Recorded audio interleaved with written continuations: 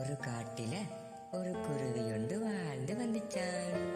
ஒரு நாள் அந்த காட்டில இருக்கிற ஒரு கொடிய யானை ஒன்று அந்த குருவி கட்டின கூட்டையும் குருவியின் குஞ்சுகளையும் தன்னுடைய தும்பிக்கையால் நசுக்கி கொண்டதாம். இதை கண்ட தாய்க்குருவி கதறி அழுது கொண்டே நின்றுச்சான். அந்த வழியால ஒரு மரங்கொத்தி பறவை ஒன்று வந்துச்சான்.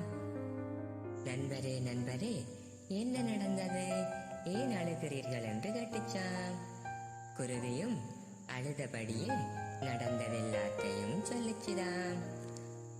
அதற்கு அந்த மரங்கொத்தி பறவை, நண்பரே, இந்த யானைக்கு நாங்கள் ஒரு பாடம் புகட்ட வேண்டும் என்று சொல்லிச்சுதான். எனக்கு தெரிந்த என்ற ஒரு நண்பர் இருக்கிறார், அவரிடம் போய் ஆலோசனை கேட்போம் என்று குருவியை அழைத்துக் கொண்டு சென்றதாம். அவைகள் இரண்டும் ஈயை சந்தித்து நடந்ததையெல்லாம் கூறினார்களாம். அந்த சோக கதையை கேட்ட ஈ அவர்களை தன்னுடைய நண்பனான தவளையிடம் அழைத்து சென்றதாம்.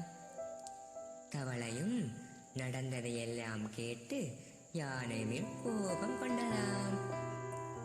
இவைகளெல்லாம் யானையை கொல்வதற்கு திட்டம் போட்டார்களாம். அவைகள் போட்ட திட்டத்தின்படி யானையின் கண்களில் ஈ பாய்ந்ததாம். எரிச்சலடைந்த யானை தன் கண்களை மூடிக்கொண்டதாம்.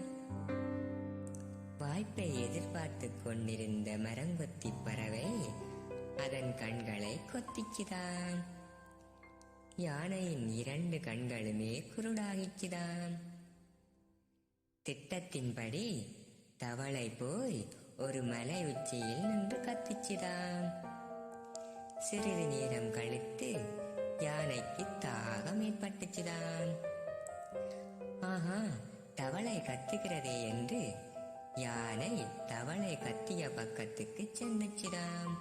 அங்கே போனால் தண்ணீர் கிடைக்கும் என்ற நம்பிக்கையில் யானையும் தவளை கத்திய பக்கத்தை நோக்கி சென்றுச்சுதான்.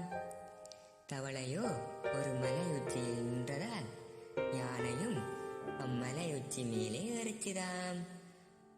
2 கண்களும் தெரியாத யானை வழி தவறி கீழே விழுந்து செத்துச்சுதாம்.